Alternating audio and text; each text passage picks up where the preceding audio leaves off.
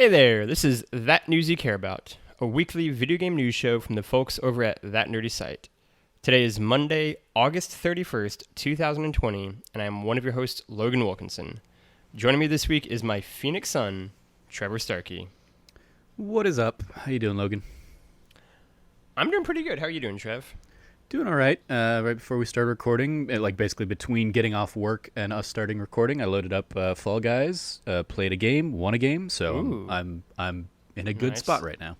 Didn't like you're in a good mental place right now. Yeah, curse my my system or anything like that because I wasn't trying to get like 5 in a row right now. It was just kind of like, hey, let me boot one up and see how I do. And play a quick game. Came down to Jump Showdown, and I outlasted everybody else. Ooh, okay, yeah, absolutely. I respect that. I still am still hunting for my first Fall Guy win. I saw that when Tim got his first Fall Guy win, he then got like back to back that same day. So I'm kind of hoping for that energy whenever I get mine. Yeah. Oh, I definitely have like long stretches where I win nothing, and then I'll get like 3 in a row. Yeah. But we are not talking about Fall Guys today, tragically. Instead, we're talking about some of our earliest gaming memories / fondest young childhood gaming moments kind of thing. And I thought it was pretty fitting, as today marks the close of August and kind of one of the unofficial winding down periods of summer. I thought, what better time to step into the way, way back machine, put on some rose-tinted glasses, and talk about some of the very first games we played. Trevor, yeah, what games do you want to talk about? So yeah, when you brought this up, I was like, oh, I mean, I'm definitely the old guy, and so while I can't go, I all the don't way back believe there's to going to like be actually an Atari game on this list. It is no, like my first gaming memories are of Pitfall, Atari 2600. We had an Atari when I was growing up. I remember distinctly. We sold it at a yard sale before I was like old enough to really like push against that idea. Like we sold it basically once we'd gotten a Nintendo, and so we weren't playing the Atari all that much anymore. But it's one of those things like I constantly like think back in my head of the fact that like I could have had my original Atari 2600 like in my apartment now, if I had thought ahead when I was 6 or 7 or something like that, and basically told my parents to, hey, maybe not sell it, put it in storage like you put everything else in storage.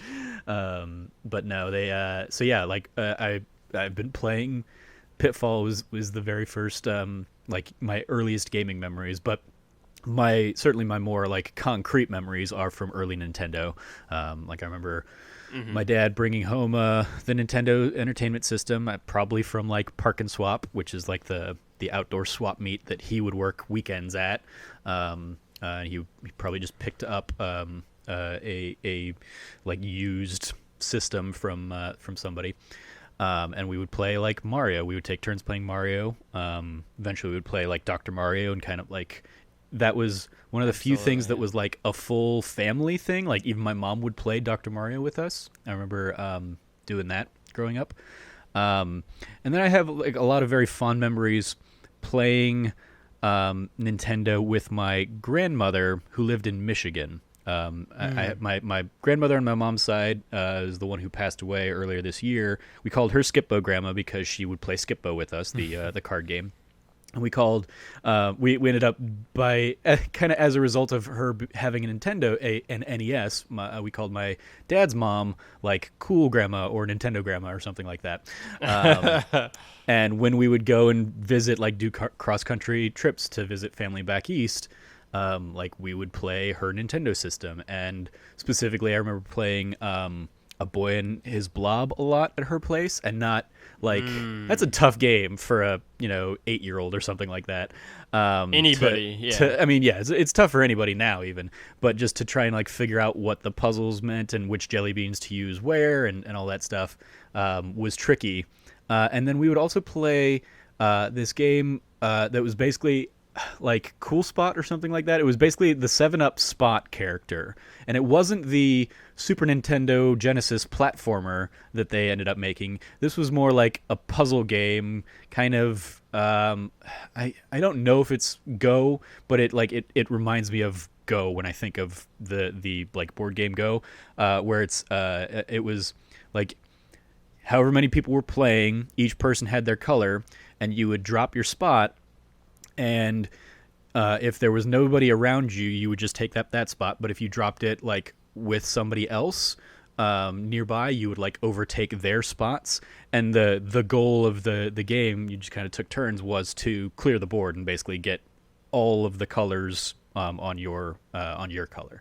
And I remember just like playing that endlessly with my sister and grandmother and dad over back in Michigan in those days. So yeah, it's definitely a lot of like early Nintendo memories, being like the most concrete ones with the family. But I don't know how late into like childhood memories you want to go, because I also have like memories playing with like friends in elementary school. We would go to the arcades and we would play like your Teenage Mutant Ninja Turtles at the arcade, or X-Men, stuff like that, like the multiplayer, like 4-player cabinets, The Simpsons, of course.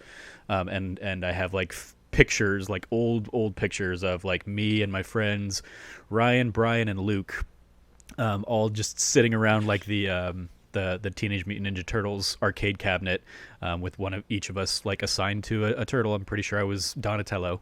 And we would just have like a ton of fun spending Checks hours out. in the arcade playing that kind of stuff. Yeah, the arcade could almost be like its own episode. I think for me, what I'm going to focus on first, though, is Dr. Mario, because Dr. Mario is a perfect video game, as has been documented on numerous podcasts at that nerdy site.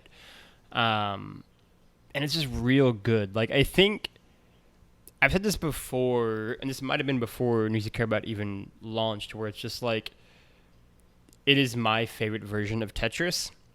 Mm-hmm. Not necessarily because like it's more complex or more anything than Tetris, but just because it's just hard enough to be able to like challenge you, but also be like so welcoming to where like you can just like walk in, basically not play video games, play Dr. Mario, and like immediately click with it and immediately just like fall in love with it.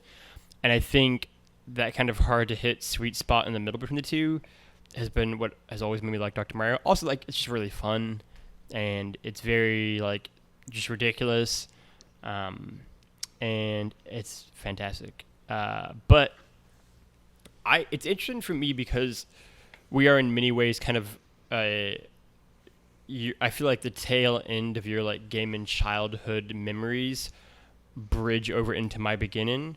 Mm-hmm. I've talked before about the fact that like I never owned an NES, or an SNES, right? Like my period kind of began with like the PS1, N64, Sega Genesis, and so for me, it's the list of those games that you touched on, and more like I was thinking about this earlier, and I jotted down like 15 games, but the one that immediately comes to mind whenever I try to think of like the earliest game memory I've talked about or can think of is like Sonic is in there somewhere. It's Sonic and Crash Bandicoot are like the two earliest that I can like form memories around, and each are super fuzzy. Like each are like a thunderstorm rolling into your old grandma's TV that had like the wire antenna kind of thing, and like just all suddenly like fuzzes out. And like I've written before, I think at PlayStation Lifestyle, don't quote me on that, about the fact that like my earliest gaming memory might be Crash Bandicoot. I don't even know if I actually played it or not, or if it's like a false memory. Yeah. But Sonic, I know we had a Genesis. I know we played. My brother and me would have played Sonic, but like that's one where like when the Genesis came out and like those games were kind of like Sonic 1, 2, 3, all the Sonic games is like kind of that golden era were coming out. I was literally like born 1, 2, and 3. So like it is a thing of like I don't even know if I was playing those games as much as it was like I have memories of them because I was watching as like a 2 or 3-year-old or maybe a 4-year-old by the tail end of it, my brother playing these games and just like watching and like seeing, gotta go fast, this blue giant spinning ball going through. But like that's kind of the earliest I can go to it. And even Crash Bandicoot came out in 96, and so I would have been 4, 97. 97, I think, but I don't know. Yeah, It's so like I was been never 5. So again, I I always joke the original PlayStation was basically my Final Fantasy system. Like I played very few other Mm-hmm. non Final Fantasy games on my PlayStation. So like I never got into Crash. Well, that's the thing. Like I didn't either, right? And again, whenever the Crash Insane Trilogy Collection came out, I'm like 2 and 3. I have no memories of. Like it's not even like a false memory. Not it's like I just never played this game at all. And 1 is definitely like You were right. good It was chunks of it that I 96, by the way. remember. 96, yeah. So I would have been 4 years old. And that same year obviously had Mario 64, which I've long talked about as the first game I ever beat. Like I have very clear memories, and I've also written about it, like beating Mario 64 for the first time after trying for like years because I'm a child, and like finally get into like Bowser, and like the memory's so clear in my head of like being on my family's old like alcove in the basement, with my 2 younger cousins who for sure wouldn't remember this. Certainly the youngest one had to have been like 2 or 3. But like them around me, and then like finally beating Bowser, saving Peach, winning the game, and like all of us just like jumping together in like a giant like dog pile hug on the floor, like beating Mario 64, and that happened. Like it's so crystallized in my mind. But like it's interesting because that's really one of the only N64 memories I have. It's like I remember playing the crap out of Mario 64. Like I played hours and hours and hours into that game, and then also GoldenEye. And then otherwise, like I know we had one of the like snowboarding games, and then I know that we had NFL Blitz. I played NFL Blitz for years afterwards. That's a great football game. Yeah. But like my earliest gaming consoles that I actually had are ones that I had like we had just had like a few games on. I feel like I never had like a ton. And like the PS1, I legitimately still am not convinced that we even owned. I don't know. I just remember playing Crash maybe. But like so much of my earliest gaming memories goes back to a thing I've talked before about, and maybe one day I'll actually make a piece out of it because I do find it interesting, where it's like I feel like I got such a late start playing games, where it's like I have these very early, where like when I'm 2, 3, 4, 5 kind of memories of like seeing my brother play and then maybe me doing some things. But I didn't really start playing games in like a super active way really until the PS2 came out, right? When I'm like 8 or 9, 10. And so then I'm like obviously a bit older, and it's like the big tent poles for me on the PS2 are, right, like it is Jak and Daxter, obviously one of my favorite series, favorite platformers. And then weirdly enough, it is GTA 3 and Vice City and San Andreas, and it is Medal of Honor, right? And I've talked a little bit about both on that Ultimate Video Game List show. But yeah, like Medal of Honor is such a weird deep cut for me. Like if you were to go back, and it's not on the internet anymore, but back when I had like my own site, when I was just like also moonlighting outside of IP writing, I did a like history of Medal of Honor that was like 4,000 plus words long, that I made into like a 2-part thing. And it's like, when that series was good, it was so good. And it was like particularly really good at like the late 90s and early 2000s, which is like right when I was getting really into games like Medal of Honor Frontline, Rising Sun, European Assault. And that's the series, right, that like really sparked, I think, my love of like first person shooters and like those kind of style games, and like eventually leading into like my love of Call of Duty. And they're just really good, right? And like they did things at the time that I thought were really neat, right? Like one of my favorite things that games did at the time, it's obviously a little bit less relevant now, but certainly at the time did, was like if they let you add bots in multiplayer. So like even if like one of your friends wasn't there, you could still play multiplayer and still like do like those kind of like matches and rounds. And what I used to do in Medal of Honor Rising Sun, because I'm a lunatic, is you could like set how long you want the match to be, like if it was based on time or if it was based on kills.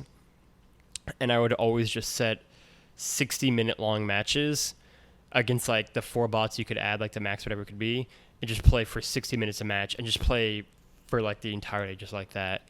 And then whenever like my childhood best friend would come along, we would each just again set 60-minute matches and just spend the entire night at each other's house just playing these like marathon games of like deathmatch and Medal of Honor Rising Sun. And it was lit. It's a great multiplayer. GTA I'll save for last because like it's GTA and I'm sure you might have thoughts too on that. But like really I feel like for me, I mean probably for anybody, I mean I'm sure you're the same way. When I think back on like early game memories, it's like all of like the weird gyms that I really loved, right? Like, you know what I mean? Where it is, especially for the PS2, which as we've talked about before is like such a wildly eclectic video game console. Maybe to its detriment at times, like there's just so much happening that like it doesn't really have a cohesive vision. But yeah, like playing like War of the Monsters, a ton like love in that game, and like playing Enter the Matrix, which I like. It's like having very vivid memories of playing Enter the Matrix because my friend group was very into the Matrix, and so playing that and never finishing most of these games because you had them for the weekend or for like 1 week and then you had to return them because we just rent them. But like just renting them again and again and again. One of the big ones for me that is like I feel like a deeper cut than either one of those two even is Area 51. Yep. Do you know what this is? Well, sorry, no. I think we've actually had this conversation before. Because when you say Area 51, I think of the arcade Area 51. Nope, not. And you're thinking of the other one. The PS2, yeah, the PS2 Area 51 game that came out in like the early to mid 2000s. That for years, like for a decade, I constantly talked about as like the scariest gaming moments I had were in that game, where in Brandon Neptune's old house, on like the second floor, which is where like the gaming consoles were. At night, we would just turn all the lights off in the house. His parents would be in bed, and we would just play through Area 51, and it was terrifying.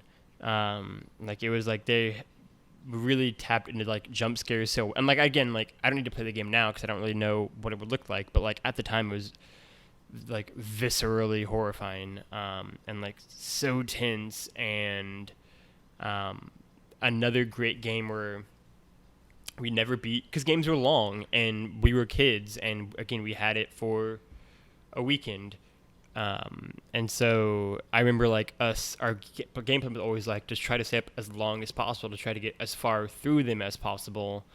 And like we rented Area 51 multiple times over the few years, and like restarting it and trying to get further into it and restarting trying to get further into it. And I remember one of the last times playing through it was like when we would have for sure been in high school by this point, and like renting it for the weekend or whatever, and playing through everyone and like get into areas that we had like actually finally never seen before eventually like sleeping and waking up the next morning and like trying to like just keep pushing a bit further and a bit further and a bit further. And like it's that thing for me of like I still to this day have no idea if we got a third of the way through Area 51 or if we made it to where we were like 90% of the way there and like almost at the end and just didn't quite get to it.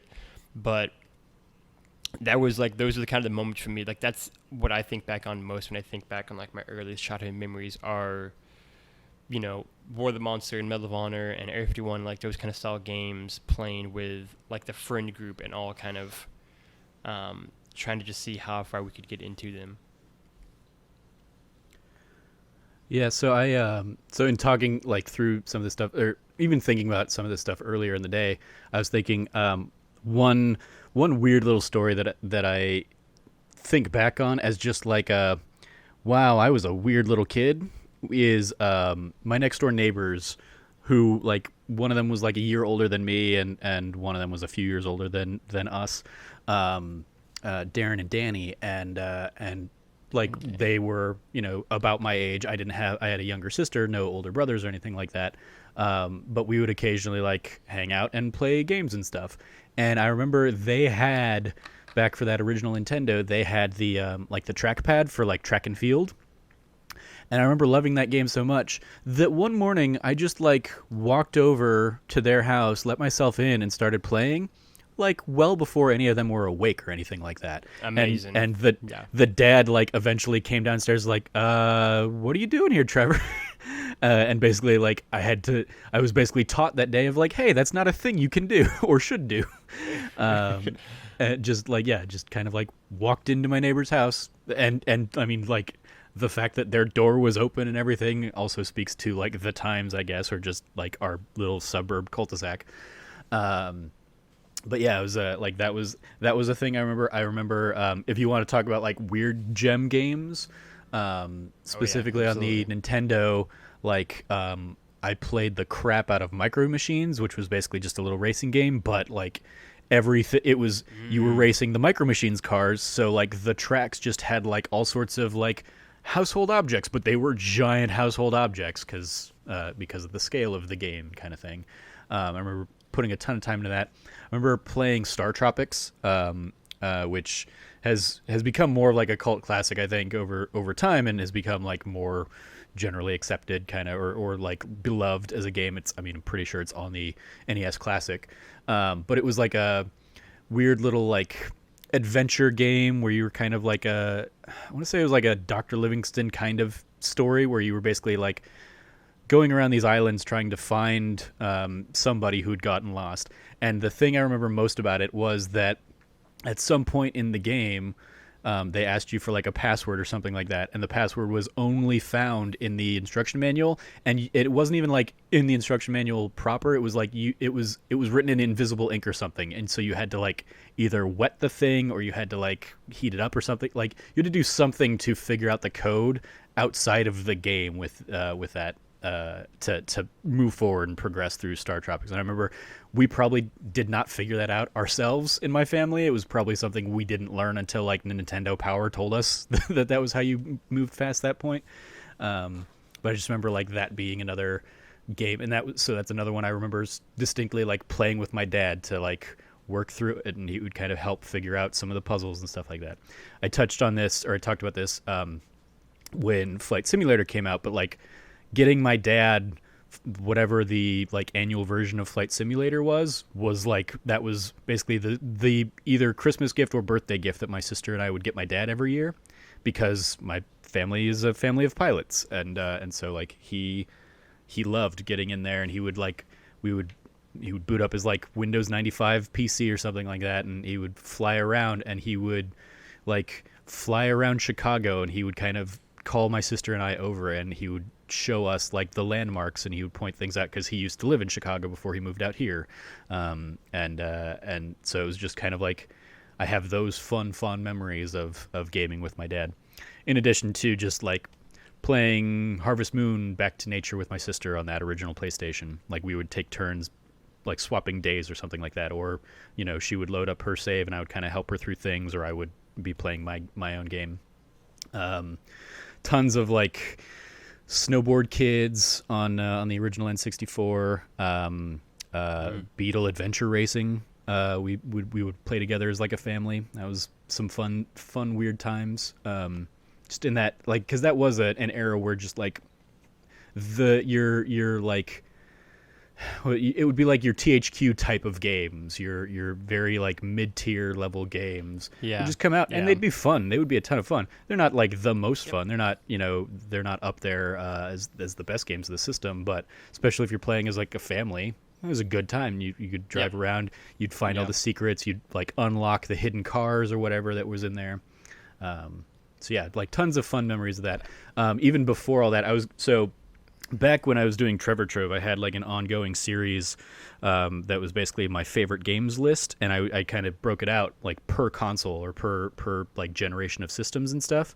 And so I was looking that up, and that's how I kind of pulled out Star Tropics there. But some of the early stuff I had was like my very early like pre-Windows 95 PC games that were like the games that you would load in a floppy disk on. And I specifically like I would spend hours upon hours playing Wheel of Fortune and Monopoly on whatever our early IBM computer was, and just having a ton of fun with those, and trying to always like win the sports car in Wheel of Fortune, but being 5 years old and not really knowing how to do it. I think it's interesting. So yeah, you had so many different things that I was just like writing down of just like for me too, and I feel like it's probably the same for you, where it's like we're the people in our families who probably play the games the most, right? Like, and so when you were talking about like flight sim with your dad, it was that thing for me of it wasn't that for my dad. For me, the only game my dad really has ever played, but that like he still like fanatically plays to this day that he like really loves, just sinks at this point literally probably thousands of hours into is my dad really loves Civilization. Um, Yeah, and like that's it's another one we would play like as a like yeah. either my sister and I would play, or I think sometimes we'd even get my dad to like join in, and we would like take turns, and because Hmm. you could do like local multiplayer, and it would be like, okay, I'm gonna play Yep. my Yep. turn, and then everybody else is gonna like do whatever they're doing, and then or like maybe dad's making dinner, and then like I finish my turn, and he comes and takes his turn while my sister and I eat or something like that. Yep. It was, and it's so funny too because just the thing like I can't remember how it began, but like I'm surely it was like me and my older brother were probably playing, um, who are the two like game kind of more game oriented people in the family, and then he probably like saw us or whatever, or got curious about it and like started playing, and like he fell way more into Civilization. Like I love Civilization; it's a great game, but like I maybe I'm very conscious of like I just can't play this game that much because like I will just spend lots of time playing it, and my dad has no such qualms.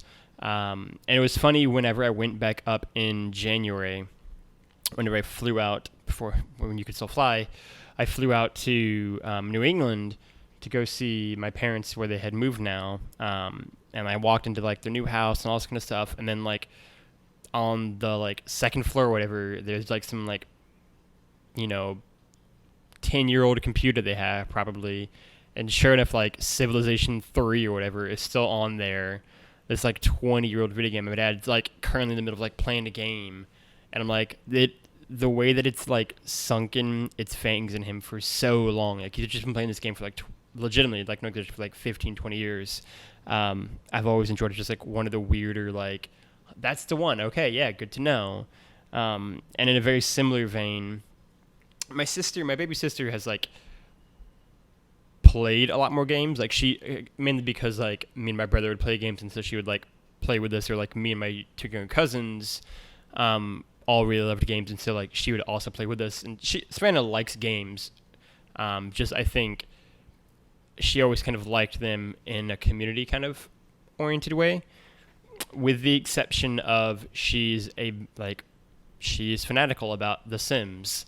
Like she will sit there and just like build out like an entire city's worth of citizens of Sims and live out all of their lives and do everything about them, like build it out. And she unlike my dad will like get the new iterations of the Sims, whereas he's still playing like Civilization like 3 or whatever. She's like getting the new Sims whenever they come out and like sinking 100 hours into each one again and again and again. And like she can get past the I think meta-ness of The Sims in a way that I can't, where I'm just like, this is just too much for me. Like I'm just literally playing my life now. And she like loves that. And so like I've always enjoyed the fact that like Civilization and The Sims are like the two that grabbed these two people who would never normally play games. My mom played no games. She had no time for that. Maybe Wii Sports. But yeah, those are the ones that like really brought in my family. And then like kind of in that similar vein, when you were talking about like walking over into your friend's house, and even just like the stories of like your dad and like your family playing games together, it reminded me of like, for me, a big element of that is my two younger cousins who I've mentioned, where they're they're basically like 7 years younger than me. So weirdly enough, like the gap between me and you, and our families were so we're cousins. Our families are so close to where like it was very much like we were always in each other's houses, and like I'm kind of like they're like my younger brothers kind of thing, and they're ones who love games, and so it was like big ones, and we all love Star Wars, and so like Star Wars Battlefront 1 and 2 on the PS2, legitimately two of my most played games of all time, probably. I mean, I'm literally hundreds of hours of that game I've probably played, and like playing through that, like I'll never forget. It's probably when I was either a senior in high school or maybe like a freshman or sophomore in college. So like for point of reference, like somewhere between like 2010 to like 2012 ish range. I like went back and they still had a PS2, and like I went over and we just like decided one weekend day to just like play through all of Star Wars Battlefront 2 in just one sit in one day, just play through the whole campaign, which admittedly is only like 6 to 8 hours to do. But we're just gonna do it. We're just gonna go in one sweep and just go through this whole thing. And like replaying through that game for the first time in a few years was like, oh man, you know what? This is still a great video game. And all of us just kind of like, I think, reminiscent on that. They also had, I can't remember the exact name of it, but it was basically a Shrek racing game. And like, I don't know if you know what this one is, because I would imagine you did not buy any Shrek video games, but no. It was basically like Jack X Combat Racing, but for Shrek. And it was good. Like, it was actually like surprisingly like really fun and like really clever, and like the maps were actually like really well designed, and like the like tricks and like secret paths to go through and collectibles to pick up. Like, it was a ton of fun. Also, Jack Combat Racing is like maybe my favorite racing game. And Battle for Bikini Bottom, as apparently Jazz spoke about to you yesterday. Yeah. And like that's another one where like again my cousins owned that game, and like playing through that game, never beating it because that game gets really hard, but playing through that. And then like finally you talking about like kind of some of those older PC games reminded me of what is maybe still my favorite PC game. Partially for like nostalgia, admittedly, is playing through Oregon Trail, right? Like having that be such a big thing in class. Like you would get like the 40 minutes you had in computer class, and it's like you have to play this entire game, and like never doing it, never actually finishing. As I've written about or read IP, like never beating the game, getting to kind of the Columbia River multiple times, like always crashing on the rocks and never finishing, and just like the frustration of that over the years, but also like the excitement of like, oh, this computer has Oregon Trail. Okay, we got this, guys. And like how much like playing through Oregon Trail was like an experience, right? Like naming all the people in the journey after your friends in class, and they're all playing as well, and like seeing who lives and who dies in the various games. And that was like such a weird communal experience almost. And those computer classes, and like Oregon Trail is one that like, I don't know, like it's a great game, and like I legitimately think it is, and like having played it like 2 years ago, whatever, whenever it's a piece, but like it's so good still, and it's so clever, and it is like surprisingly like still really challenging and really hard. And I just think that it again is like that weird thing of like it helped me just kind of further fall in love with games, and like admittedly I'm a mark for that because like it's history and it's a video game put together, but like it's great and I loved it, and like it again had such a cool communal aspect. And I feel like when you're growing up, kind of the sharing the game and experience with others, at least for me personally, like I guess I can't speak for others, but like at least for me was such a big part of it, right? Like whether it was playing, you know, Jack and Dexter or Shrek or Star Wars Battlefront with my cousins, or you know, Civilization with my dad, The Sims or SimCity with my sister, like Nightfire and Cold Winter, like these old PS2 games with like my friends, or even, right, like playing through GTA 3 and Vice City, and like watching my brother play. Again, like I'll never forget the first time I watched GTA 3 be played by my brother in 2001. Like it was like a light in the bottom of like, this is, I've never seen anything like this before, and like it's like burned into my brain, and like so many of my like firmest memories of playing video games come from like enjoying them with others from that kind of time period.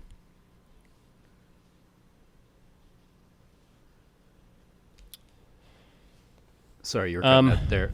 So I didn't know if you were done. No, yeah. I like, yeah, Oregon Trail was definitely a kind of a staple for me in school as well, and it also got me thinking of like all the other like computer games that we would play in those classes, because this was like this is what I imagine like the kids are playing Minecraft nowadays. But like in my generation, it was Oregon Trail was like the really fun one to play. But then we would also have ones that like I loved because I was like a nerd in this way, where it was like it was definitely like the more educational side of things of like, hey, you've been given a lemonade stand and you have to figure out, how many lemons to buy, how much sugar to buy, and what price to sell to try and like maximize your like earnings. And it was like like you would basically sell for a day and then you would take in like it would basically say here's how much you spent, here's how much you made, like you can do better or something like that, and we just kind of had to like tweak the solution. But there was also this game that we would play, and I want to say this was probably like later elementary school, and it was a series of games called The Incredible Machine, and it was basically like a series of Rube Goldberg machine type puzzles. And so it'd be like, okay, you have a balloon here that you need to pop, and you can use these 7 items in whatever configuration you want, but you have to like get them like to connect in order to pop that balloon or something like that. And I don't remember like even really what the overall end objective was, but it was just like it was a fun creative puzzle game that basically was you developing Rube Goldberg machines years before I knew what a Rube Goldberg machine was, so that when I eventually started learning that term by seeing like OK Go music videos or something like that, and hearing, oh, that's a Rube Goldberg machine, being like, another deep that's cut, yeah. that's like that game I would play in like my 5th grade in Mr. Ziska's class kind of thing on the one color Mac that we had in the classroom or something like that. Because again, I'm old, and yeah, so there was a ton of fun like that. There was also memories I had. So I was in what our school district called the PACT program. I don't know if it's like a national thing or anything like that, but it was basically like you're a gifted student. You kind of get pulled out of some of your basic classes and you go into like more advanced math or something. And Miss Babcock was the PACT program teacher, and like every year she would do like there would be a weekend thing where it was like space camp but in the classroom. And like they went all out and that they built like a lunar like base type thing that we kind of like all like in the classroom. They just kind of like set this up. They set up like a big shell of a space shuttle kind of thing where we would go in, we would sit down, and we would do basically like moon missions through like a laser disc kind of thing where it was like, okay, this is the scenario that you're dealing with. You have to figure out, what planet you're going to, or so, like I don't even remember the details of it, but it was like they went all out in this thing, and it was very much like it was the room that it was in was adjacent to the computer lab. So like when we were taking breaks from doing that, we would be in the computer lab and just playing like Oregon Trail, at 8:00 at night or something, because it was like an overnight like school sponsored sleepover kind of thing, and it was just like weird fun memories from that. So much so that like because I loved doing it in my younger years kind of thing, I think I came back either as like one of the 5th or 6th graders and was kind of like the shuttle manager or whatever. I basically served as ground control and would be on the other end of the headsets for the kids, answering their questions or doing that kind of stuff in like the next room over. And I was either doing that like as a late elementary school, or I was coming back when I was in middle school or something like that, and like helping out, and kind of just doing that. It was like super AV nerdy kind of stuff, but I loved it. And it's video game adjacent, I would say. So it's another thing that like jumps out at me from those days. I think I can't like the school games that you'd play too, like the semi-educational ones.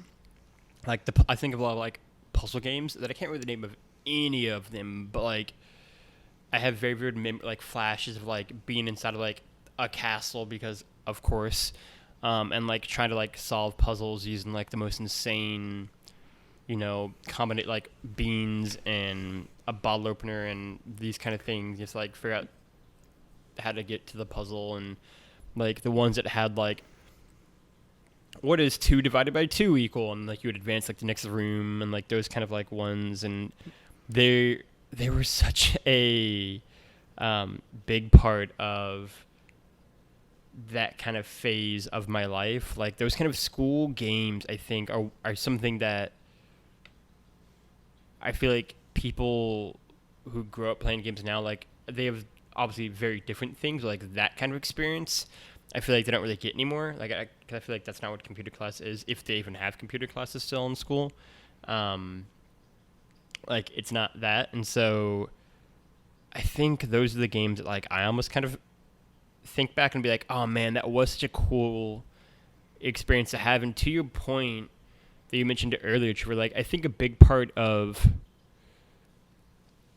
growing up kind of playing games and falling in love with games was the THQ, like, this is a good game. Like, it's not an amazing game, but it's a good game, right? Like, I feel like I didn't play a ton of amazing video games as a child. I played Mario 64, and, you know, eventually, like, the GTA games, but, like, otherwise, like, I played a lot of, like, this is a good game, or even a really good game, but, like, it's not spectacular. It's not a masterpiece. And maybe that's also partially why, like, to this day I have such an appreciation, kind of love for, like, mid-tier video games, because, like, I grew up on a lot of mid-tier games, and those are the ones that, like, I think are just, like, perfect games to play with, just, like, hey, like, I've just got, like, you know, an hour or so to kill. I'm just going to play a video game because I'm 9 years old and I can do this before, you know, dinner or whatever. And so I'm going to play whatever game it might be. And like, I think, you know, the gaming landscape is obviously very different now in 2020 than it was in 2000 or, you know, 1996 or 1990 even. But like, I think there's something to be said for like just a good video game and like a good solid 6 or 7 game and how much you can play out of it, right? Like even like Tony Hawk Pro Skater 2, which I think is actually a great game, is one where playing that, right, like just over and over and over again, right? Because I'm sure in a very, you know, I'm sure you kind of understand and agree, like a big part of playing games when you're growing up is the fact that like you have a small amount of games you're playing, so you just play these games, especially if you own them inside and out. You just do everything you possibly can in them, right? Like a lot of the games that have beaten like the most in my life all kind of fall around the PS2 era, right? Whether it is like Medal of Honor Rising Sun, which I've beaten like, you know, half a dozen times, whatever it might be, or like, you know, 007 Nightfire, or, you know, Everything or Nothing, GTA 3 and GTA Vice City, I've beaten a lot, right? And like played a lot. And I think you just had to kind of fall in love with these games, no matter how good or bad they were, just because these were the games you had. And I don't know, I kind of love that. I kind of love falling in love with okay and good games and champion okay and good games, because I feel like by the very nature that they're just okay and good, they kind of can be the ones that kind of fall to the wayside when people talk about video games. I mean, deservedly so to a degree, but like, I also always enjoy shining a spotlight on that kind of style of game.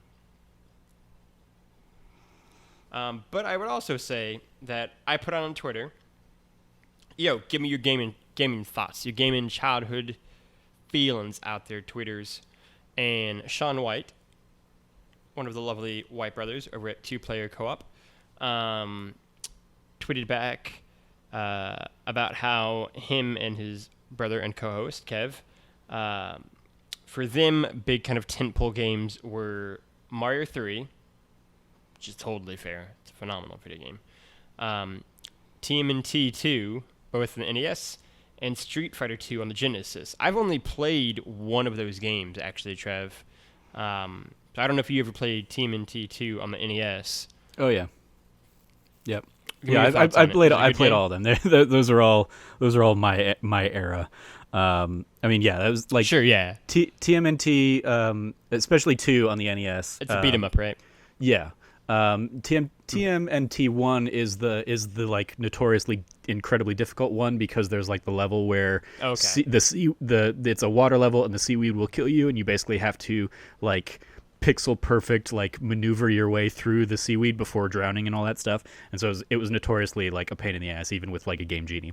But TMNT 2 was just much more of a standard brawler. That's the one that like the The arcade cabinets were kind of also modeled off, or like for that game at least. Like that's the one I was talking earlier. Like I remember playing that specifically at the arcade version, but there was also an original Nintendo version that you could play with like one other friend as well. And I would like I'm sure I spent a ton of time playing those games. But otherwise, do you have any final childhood games or memories you want to give a shout out to, Trev, before we wrap up?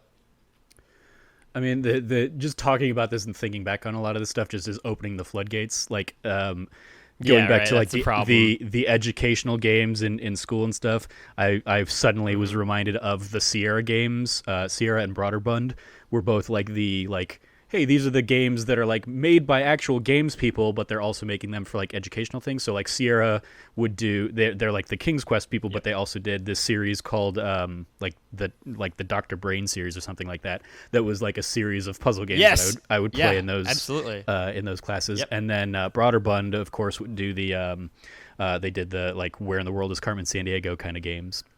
And those would always be a ton of fun to kind of like do the geography like lessons with and stuff like that. Like I played way more than I ever should have of Mario is Missing for the Super Nintendo.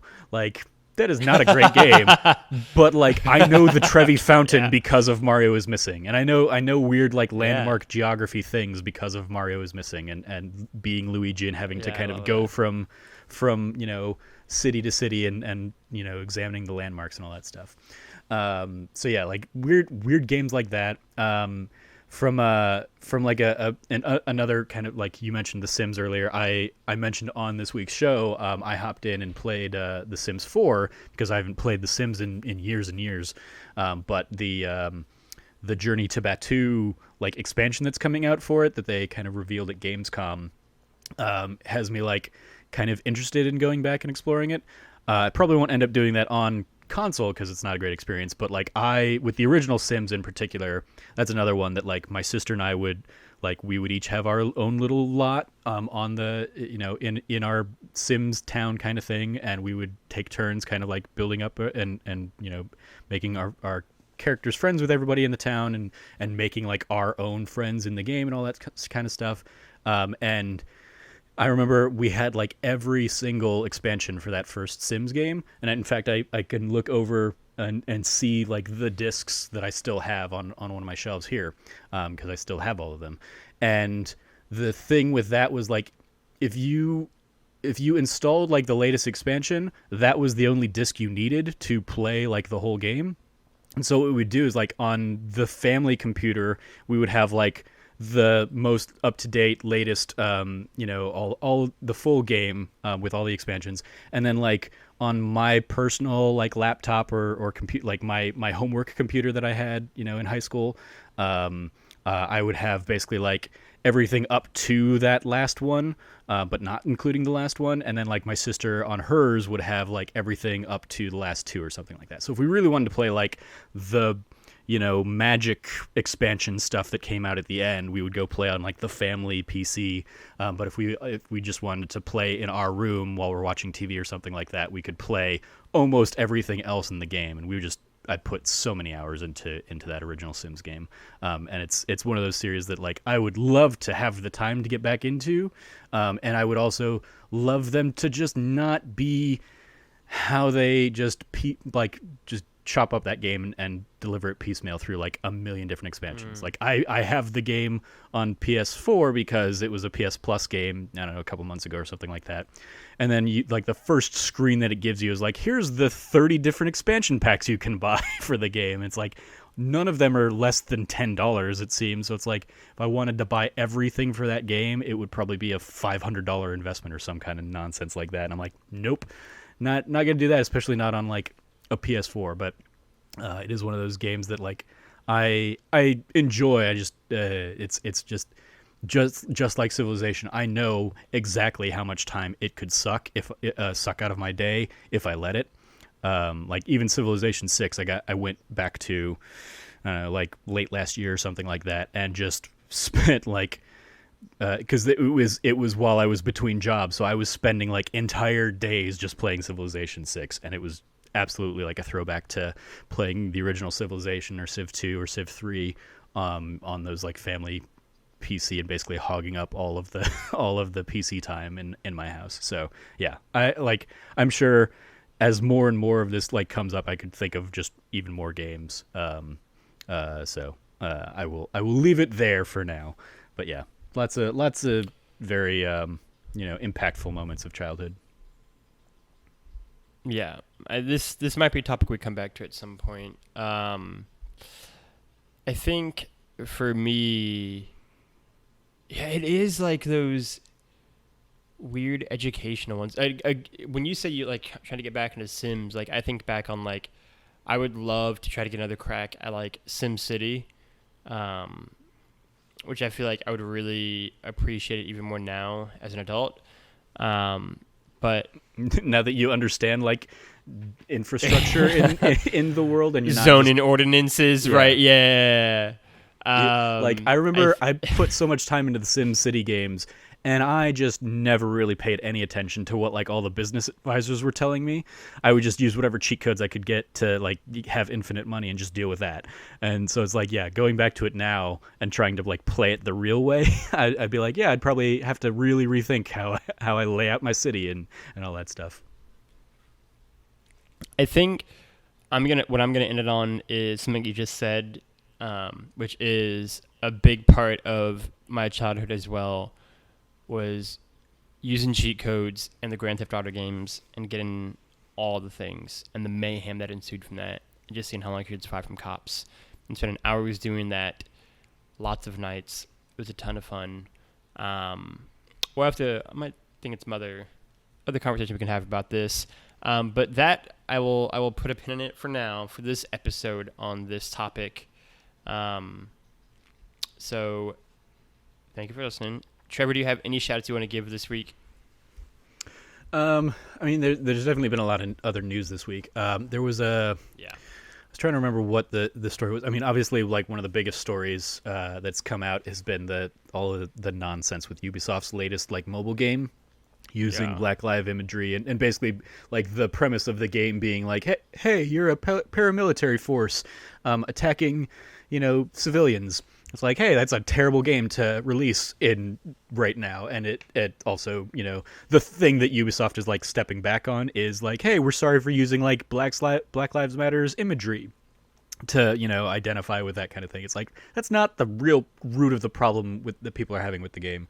And there was an article on Bloomberg from Jason Schreier that basically, like a lot of the Ubisoft staff internally are incredibly frustrated by these kinds of decisions continuing to like just make their whole organization look bad because the people who might try and speak out about those things aren't being heard, aren't being listened to, and it's just like people are feeling like they're constantly like just bashing their heads against a wall because of that kind of stuff. And it's like, yeah, that's Ubisoft is not having a great year for anything PR, and this is all like with the rumors of another Ubisoft Forward happening in the next week or so, to probably give some more details on, I don't know, the next Far Cry or whatever else they have coming out. So yeah, Ubisoft stepping in it all over again.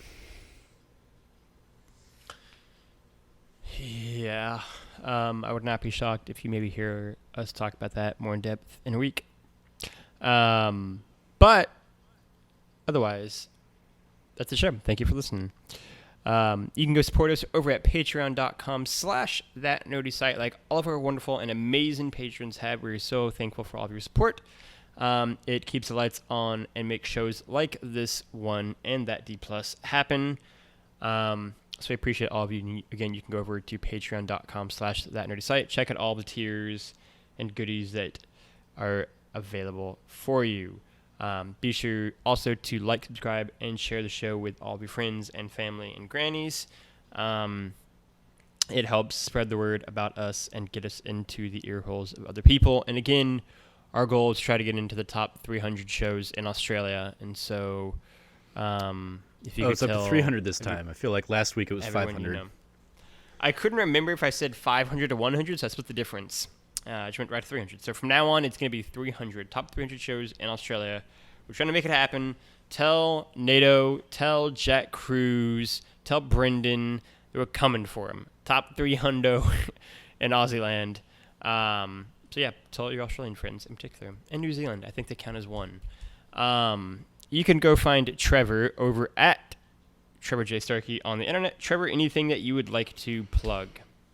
We haven't recorded it yet, but I'm going to go ahead and plug this week's That D Plus show, where Logan and I will be sitting down right after we're done with this to talk about Pirates of the Caribbean: Dead Man's Chest. So because of the timing of everything, that will have come out yesterday if you're listening this the day this goes live. Oh, that's right. Yeah, I forgot about that. So you can go check that out on That D Plus show.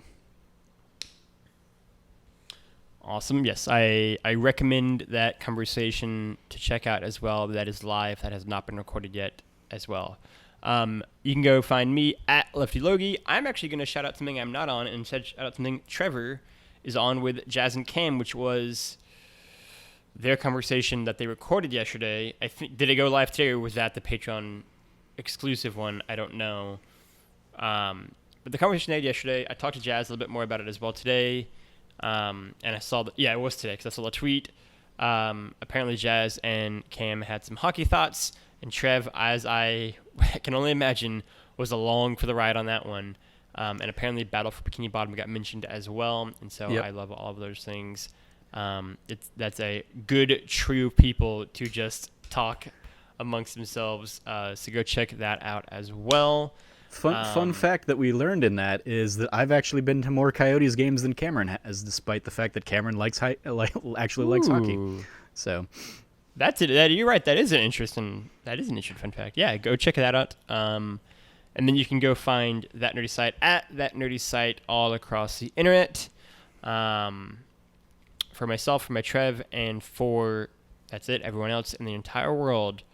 Thank you for listening. Play your games and be good to each other.